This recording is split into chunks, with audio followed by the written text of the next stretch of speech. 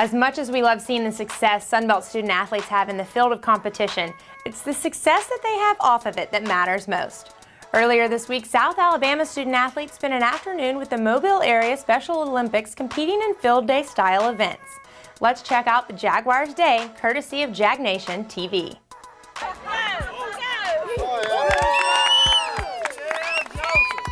It's a great time out here, coming out and helping these kids.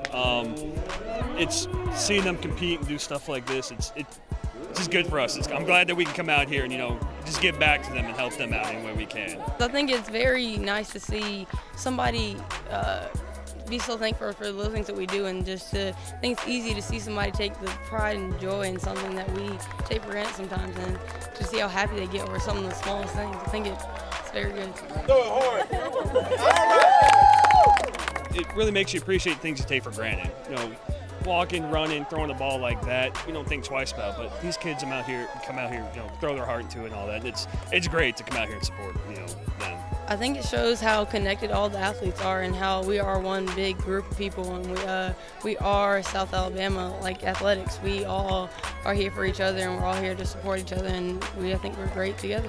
There's no second place. I think that you're all winners in your own way and respect, and I think that it just tells you how to get lost in everybody else and get lost in the individual. It's not about yourself.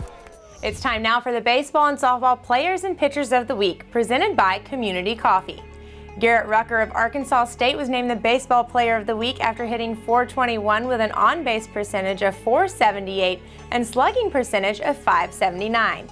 En route to helping the Red Wolves to a 4-1 record over the week, the senior outfielder scored 6 runs and hit 3 doubles, while also making a diving catch with his back to home plate, landing at number 7 on SportsCenter's Top 10 Plays. On the mound, Thomas Houston of South Alabama was named Pitcher of the Week after tossing his second complete game of the season. The senior struck out a career-high 9 batters against 1 walk and a career-high 9 innings pitched, earning his 4th win of the season.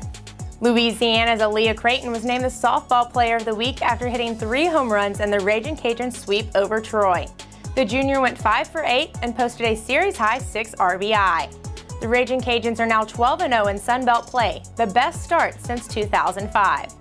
Texas State's Randy Rupp was named the Pitcher of the Week for the 3rd time this season after pitching in all 4 of the Bobcats games this past week, including 3 complete games with 2 shutouts, collecting 29 Ks and a .157 opponent batting average. During the series win over South Alabama, the junior collected her 200th strikeout of the season, moving into sole possession of 3rd on the Texas State career strikeout list. Rupp was also honored with numerous other awards this week, including the ESPNW National Player of the Week, NFCA National Pitcher of the Week, and FastPitchNews.com National Player of the Week.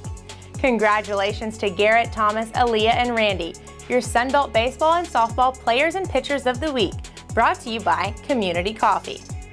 And speaking of Randy Rupp and Texas State, shout out to the Bobcats for their walk-off win over number 12 Baylor on Wednesday night. Texas State is now 4-0 against Big 12 opponents this season, and their 1-0 victory snapped an 8-game win streak for the Bears.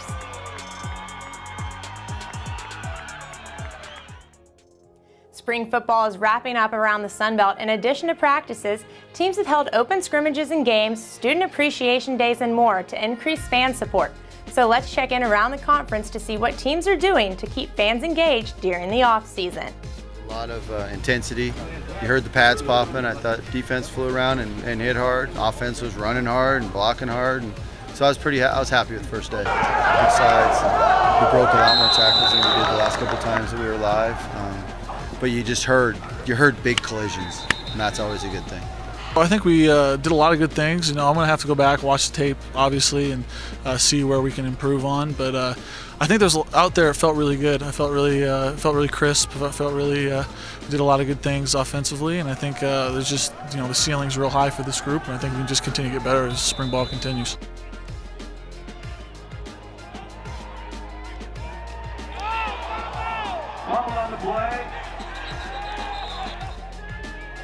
This team can do what they want to do, and I think that we have more depth than we've ever had, especially on the line of scrimmage on both sides. And as you know, the last couple of years we've had injuries that took away some guys from the starting lineup, and we didn't quite have the depth that we needed. I think that we've got guys this year that can fill in when a guy does get hurt. So you looked at a lot of guys out there today that were backup guys that starters will be back ready to go this fall. So I'm excited about it because of our depth on the line of scrimmage. To me, to be a great football team, you got to be good on the line of scrimmage, and we're much improved there.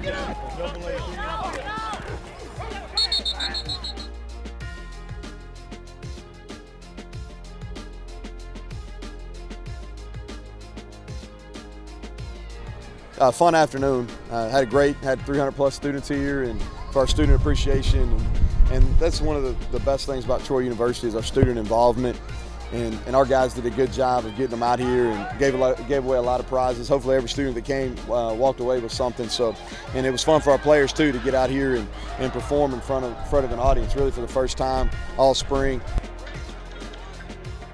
And then, in addition to spring practice, some are working on their skills outside of football. We are the best divers in the world, son. Yes, sir. We the best divers in the world. Look at the camera when you're talking. We the best divers in the world. I'm about to whoop some tail in this diving, swimming, whatever you want to call it. I'm saying, what you do to prepare for the situation, though? Watch TV, chilling at the Dome, talking to Zach Cable, you know, on YouTube, looking at a couple divers. The thing pretty tight on my head, though. It's tight, bro. It might mess up my brain. I done did a lot of things to prepare me for this competition. I done dropped some weight. You know what I'm saying? I tried to sport the six-pack thing, but it ain't work out for me. But, you know, I'm still doing my thing. I'm the best diver out here, though. Everybody out here gonna realize that. It's Big Sign. Y'all know who it be. And we gonna do the dang old thing out here. You know what I'm saying? So let's do it. I'm ready for it. Let's dive, baby. Let's dive. Yeah. Hey, they know what I mean. You get it? I come out here, I give 110%, like I said earlier, and you got people playing Marco Polo, and you know, and this is our sport.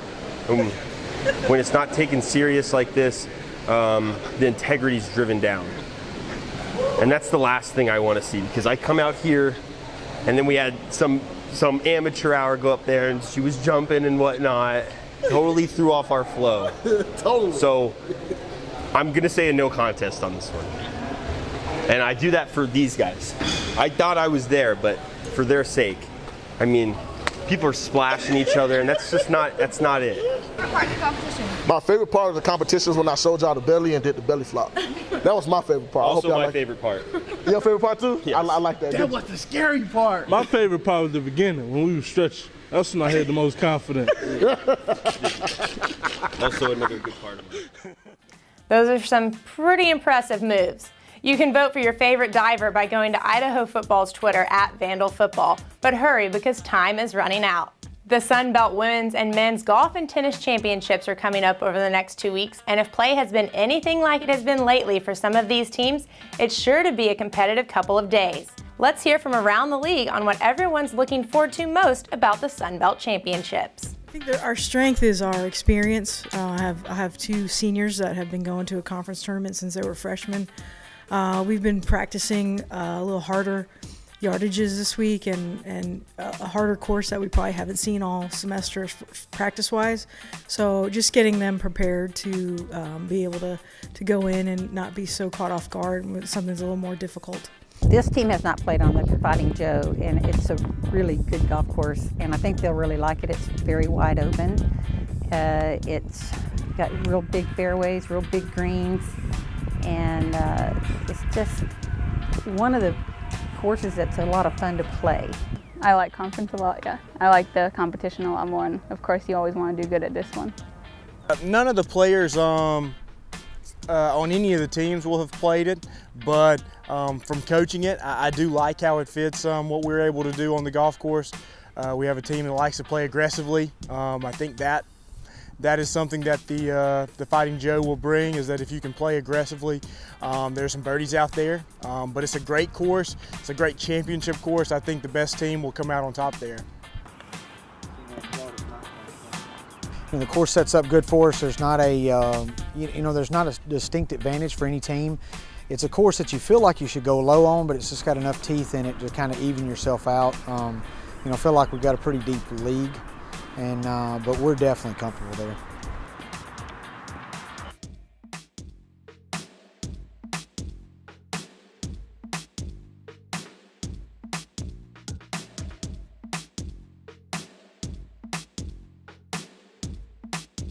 We are playing 3 freshmen, and there's a learning curve with playing freshmen, and we feel like we experienced some of that learning curve in the fall, and now we don't consider them freshmen anymore, and we don't think that they should play like freshmen anymore. Honestly, believe there's about 7 teams that can win conference. And with that being said, only 4 go to the match play portion. So I think it's going to be a dogfight down there. I think everybody's pretty pumped, especially coming off the few tournaments that we've had playing well. We didn't play as well as we'd like to in Missouri, but we did some good things and we're learning from them. So I think everybody's pretty excited. We're beating good teams. We're competing on a national scale now, building off of last year for sure. And yeah, I think we're ranked 91 out of 301 Division I college golf teams.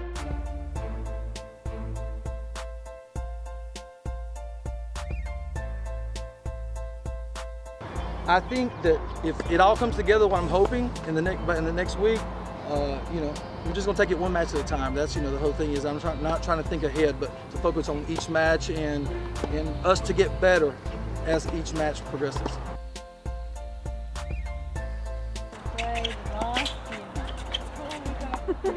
I'm gonna tell you, it's gonna be the most exciting energy for the whole season. They all hungry. So finally, I get them to the point they're hungry.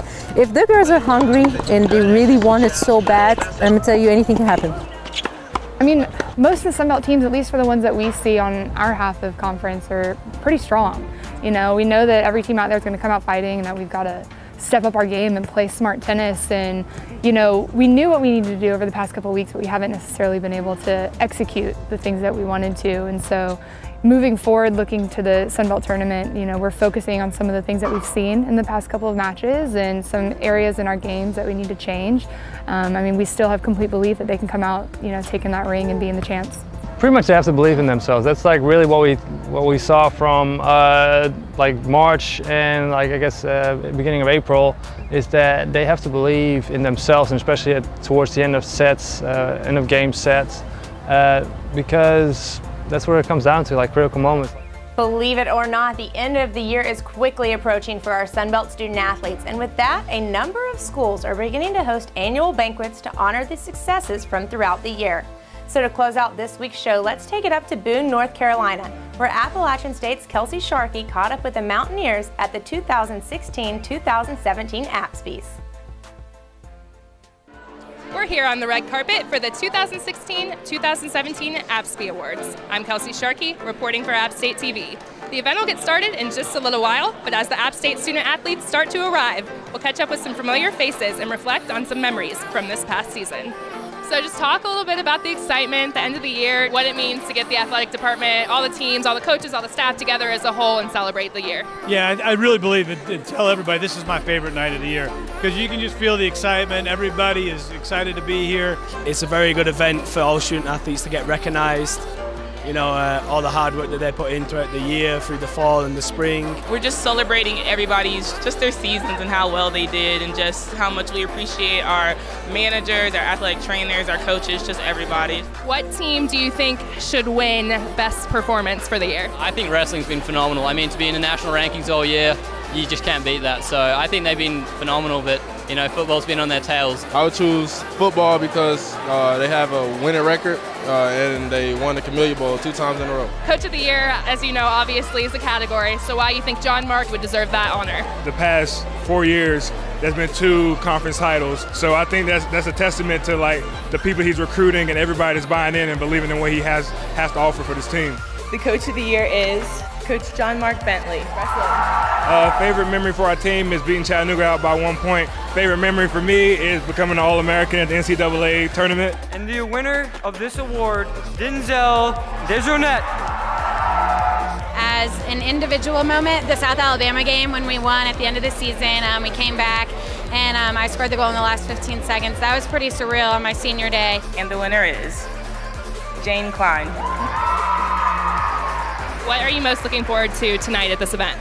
Tonight we have a few videos that are pretty funny, so we're pretty excited to show those. End of year highlight video is always fun, and just to see all the athletes have a good time tonight. If you could play another sport here at App State, what would it be?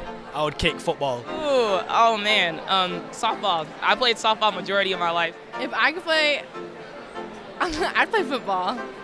I mean, if I was a guy, but. I watched a few tennis matches over the weekend, and I'll definitely play tennis. I'm going to consider walking on the soccer team when I finish my tennis eligibility, in all seriousness, so watch out, soccer team. I heard everyone saying football, so I'm going to say tennis. I love tennis, and all the girls on the team here are awesome, and I think it would be a great sport to play. I have to pick. I'm going to pick one that I'm not any good at. I would be a cross-country runner because I'm not any good at it, and I would like to be good at it. So you would go be on the team to be a cheerleader for the cross-country runners? That's about what they would probably use me for, but I would hope I'd get in the lineup, and then I could run. What are you going to miss about App State when you move on from here? Being out there with my guys, I love playing. It's been an exciting 4 years and making a lot of great friends along the way. The close-knit atmosphere, like the athletes supporting athletes, just watching everybody get into it, I think that's really fun, that's really awesome, and I don't think there's going to be other aspects of my life after this where somebody's going to be cheering me on, so I think I'm going to miss that the most.